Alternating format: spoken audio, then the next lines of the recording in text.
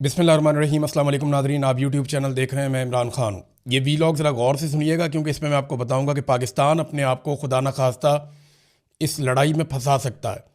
हमारे साथ क्या हो सकता है और सिचुएशन क्या है वो मैं आपको बाद में बताता हूँ, लेकिन पहले इस जंग में वो मरहला आ गया जो बहुत ख़तरनाक है और ये नहीं होना चाहिए। ये पूरा का पूरा जो खलीज है जिसमें Iran, Iraq, Saudi Arabia, Kuwait, Bahrain, Qatar, UAE, Oman, ये सारे ममालिक जो हैं इनके अंदर तेल है और ये तेल की दौलत से माला माल है। ये लोग आज अमीर हैं तो इस वजह से कि इनके पास तेल की दौलत है और तेल से इन्होंने बेशुमार पैसा बनाया। अब तेल के कुएं अगर जलना शुरू हो जाएं तो ये पूरा रीजन जो है वो खंडरात में तब्दील हो जाएगा और वो जिस चीज़ का ख़तरा था वो हो गई और ईरान से इसका आगाज़ हुआ है और इराक के अंदर भी ये सिलसिला शुरू हो गया है। ईरान की जो ऑयल तनसीबात हैं उनके ऊपर शदीद तरीन हमला किया गया है। इसराइल ने दावा किया है कि 30 के करीब हमले किए गए हैं, यानी उनकी एयरफोर्स ने 30 के करीब बम मारे हैं और बहुत सारे जो ऑयल रिफाइनरीज और टैंकर्स इनके ऊपर अटैक किया गया है। ईरान ने कन्फर्मेशन की है कि उनके 3 ऐसे डिपोज जहाँ पे वो तेल को स्टोर करते हैं वो तबाह हुए हैं और ऑयल रिफाइनरीज के हवाले से भी मुतज़ाद खबरें आ रही हैं। ये तो अगर नुकसान हुआ तो अरबों डॉलर का नुकसान है, बहुत बड़ा नुकसान है। और ईरान की ऑयल तनसीबात पर अगर हमला होगा तो ईरान इसका जवाब क्या देगा इसका भी आप अंदाज़ा कर सकते हैं। ये बहुत खौफनाक है। एक बात और आप अपने जहन में रखेंगे, ईरान ने इससे पहले एक धमकी दी थी और वो धमकी ये भी थी कि इसराइल की जो न्यूक्लियर साइट है जहाँ पे वो एटमी अपने मराकज़ उसने बनाए हुए हैं वो वहाँ पे भी उड़ाने की धमकी ईरान पहले दे चुका है। जबकि याद रखिएगा पूरे मिडल ईस्ट के अंदर तेल के कुएँ हैं जिनसे अमेरिका भी फ़ायदा उठाता है, इसराइल भी फ़ायदा उठाता है। और अगर ये मामला उस तरफ चला गया तो पूरा इलाका जो है वो बड़ी हौलनाक पिक्चर उसकी आपको नज़र आना शुरू हो जाएगी। अब एक अमेरिकन तज्ज़ियाकार हैं और ये साबिक फ़ौजी भी हैं, ये डैनियल डेविस, ये डीप डाइव को इस वक्त लीड करते हैं। इन्होंने एक स्टेटमेंट दिया है। ये स्टेटमेंट कह रहा है कि इत्तलात के मुताबिक अब अमेरिका और इसराइल की जंग ईरान के तेल के बुनियादी ढांचे तक फैल रही है। ये वो कदम है जिसकी लिंडसे ग्राहम महीनों से वकालत कर रहे हैं, यानी वो पहले से खबरदार कर रहे हैं कि ये हो सकता है। अगर ये सच है तो इस बात का इम्कान बढ़ जाएगा कि ईरान भी जवाबी कार्रवाई में इसराइल के तवानाई के अहदाफ को निशाना बनाए, या इससे भी ज़्यादा खतरनाक सूरत हाल ये होगी कि वो खित्ते में अमरीका के इत्तहादी खलीजी ममालिक की तेल की तनसीबात पर हमला कर दे।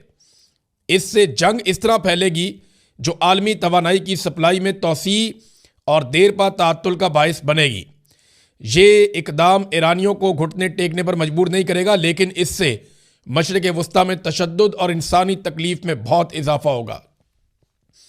ये बात आप जहन में रखें नाजरीन कि ये आग से अब खेलना शुरू हो गया अमेरिका और इसराइल। फ्रस्ट्रेशन बहुत ज़्यादा बढ़ रही है ना। ईरान को रोकने की वो तमाम कोशिशें कर रहे हैं कि वो सरेंडर कर दे। सुप्रीम लीडर को शहीद कर दिया गया, इसके बावजूद ईरान ने सरेंडर नहीं किया। बच्चियाँ शहीद हो गई, लगभग 1,500 लोग ईरान में शहीद हो चुके हैं अब तक, इससे कुछ कम है, लेकिन ईरान ने सरेंडर नहीं किया। बड़ा शदीद उनके इंफ्रास्ट्रक्चर का नुकसान किया गया और अब जो उनके तेल के ज़खायर हैं उनके ऊपर अटैक किया जा रहा है। अगर जवाबी कार्रवाई में ईरान भी यही करता है इसराइल में या जहाँ जहाँ पे अमरीकी मफादात हैं, मिसाल के तौर पे इराक के अंदर उन्होंने अटैक किया और अमेरिकन वहाँ से निकले। इराक से जो अमेरिकन निकल के जा रहे हैं वो सारे वो हैं जो तेल के कारोबार से मुंसलिक हैं। ये सारे वो लोग हैं जो इराक से तेल निकालने का काम कर रहे हैं और अमरीकी कंपनियां इराक से तेल निकालती हैं, उससे बहुत पैसा बनाती हैं। यही चाहते हैं कि वो सारे खत्ते का तेल उनके कंट्रोल में आ जाए और पैसा डायरेक्ट अमेरिकन इकॉनमी के अंदर जाए। यही उनका फार्मूला है हमेशा से। अब ईरान के उन्होंने जब ये वहाँ पे आग लगाई है और तबाही फैलाई है तेल के डिपोज पे और रिफाइनरीज पे, तो फिर ईरान ने इराक के अंदर ये किया है और अमेरिकन मफादात को नुकसान पहुँचाया। वहाँ पे कुछ कंपनीज के जो एसेट्स हैं उनके ऊपर अटैक भी किया ईरान ने। अब मिडल ईस्ट क्या इससे महफूज रहेगा, ये बहुत बड़ा सवाल है। सऊदी अरब ने कॉल करके बुलाया पाकिस्तानी फील्ड मार्शल को।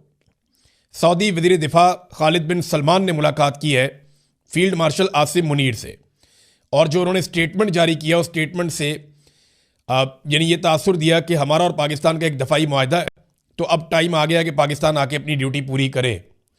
अब दिफाई मुआहदा तो बड़ा सेलिब्रेट किया गया था सऊदी अरब में, पाकिस्तान और सऊदी अरब के बीच में, तो फील्ड मार्शल वहाँ पहुँच गए। अब उन्हें सऊदी अरब की बात माननी पड़ेगी। क्यों माननी पड़ेगी, वजह मैं आपको बताता हूँ। $6 अरब तो सीधा सीधा सऊदी अरब का हमारे कौमी खजाने में पड़ा हुआ है। हमारे रिजर्व्स के अंदर $6 अरब जिसे हम बार बार वो करवाते हैं, रोल ओवर करवाते हैं, वो सऊदी अरब का पैसा पड़ा हुआ है हमारे पास। और बार बार हम उनसे उधार तेल भी लेते हैं, उनसे इमदाद भी लेते हैं। ये सारी चीज़ें आप बार बार जो लेते हैं। और एक दिन पहले सऊदी अरब ने यह भी खबर दी, उन्होंने बाकायदा खबरदार किया कि हम इमदाद बंद कर रहे हैं क्योंकि आप इमदाद को गलत इस्तेमाल करते हैं, इस बात का खदशा है। तो आप पहले इस्लाहात करें, उसके बाद आर्मी चीफ को जाना पड़ा। पाकिस्तान इससे बाहर रहना चाहता था लेकिन आर्मी चीफ को बुलाया गया क्योंकि इन्होंने अपनी मर्जी से, फील्ड मार्शल साहब ने सऊदी अरब के साथ एक दिफाई मुआहदा किया था। उस वक्त जो लोग बात कर रहे थे उन्हें गद्दार कहा जा रहा था। देखें, जब खादमैन हरमैन शरीफैन का एक बड़ा मुकाम है सऊदी अरब के हुक्मरानों के पास और उसका सारे एहतराम करते हैं। हिजाज मुक़द्दस यानी मक्का और मदीना, इसकी हिफाजत के लिए दुनिया के सारे ममालिक और सारे मुसलमान इकट्ठे होंगे, चाहे वो ईरानी हो, इराकी हो, शामी हो, मिस्री हो या मिडल ईस्ट के रहने वाले हो, सारे इकट्ठे हो जाएंगे। वो मसला नहीं है। मसला ये है कि जब पाकिस्तान ने सऊदी अरब के साथ एक दिफाई मुआहदा किया आसिम मुनीर साहब की ख्वाहिश पे, तो क्या इसको पार्लियामान में डिस्कस किया गया? क्या इसके ऊपर बहस व मुबाहिसा हुआ? क्या यह देखा गया कि किन दुश्मनों से सऊदी अरब को महफूज रखना है? यानी अगर इसराइल से आपने सऊदी अरब को बचाना है या किसी और मुल्क से जो जारहियत करने के लिए आए तो वो तो बड़ी अच्छी बात है। लेकिन अगर दो बरादर इस्लामी मुल्क किसी वजह से आपस में लड़ पड़े, यानी सऊदी अरब में अमरीकी अड्डे हैं और वहाँ से ईरान के ऊपर अटैक होता है, ईरान वापस उन अड्डों पर अटैक करता है। अब अगर दो मुल्कों के अंदर इस किस्म की सिचुएशन बन के लड़ाई हो जाए तो पाकिस्तान क्या करेगा? ये तो बहस ही नहीं हुई, इस पर तो बात ही नहीं हुई। और पार्लियामेंट से बाला बाला ये एक दिफाई मुआहदा कर लिया तो अब जाकर इनको सपोर्ट देनी पड़ेगी। तो क्या पाकिस्तान इस लड़ाई में अमली तौर पे उतर जाएगा? पाकिस्तान के पास रास्ता कोई नहीं। अगर सऊदी अरब कहेगा उतरो तो फिर उतरना पड़ेगा, क्योंकि बड़े एहसानात हैं सऊदी अरब के पाकिस्तान के ऊपर और वो हमेशा से हम पे एहसानात करते चले आए। पाकिस्तानी सबसे ज़्यादा जिस मुल्क में काम करते हैं वो सऊदी अरब है।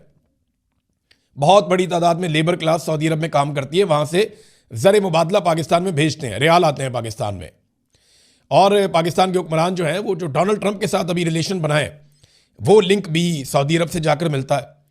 तो फील्ड मार्शल गए और अब इनकार करने की गुंजाइश है नहीं। तो क्या अगर सुलह नहीं होती और मामला हल नहीं होते, क्योंकि DGISPR का भी इसके ऊपर एक स्टेटमेंट जो है वो मार्केट में फ्लोट कर रहा है और उसकी भी मुझे समझ नहीं आ रही, उसका सरपाव नहीं है।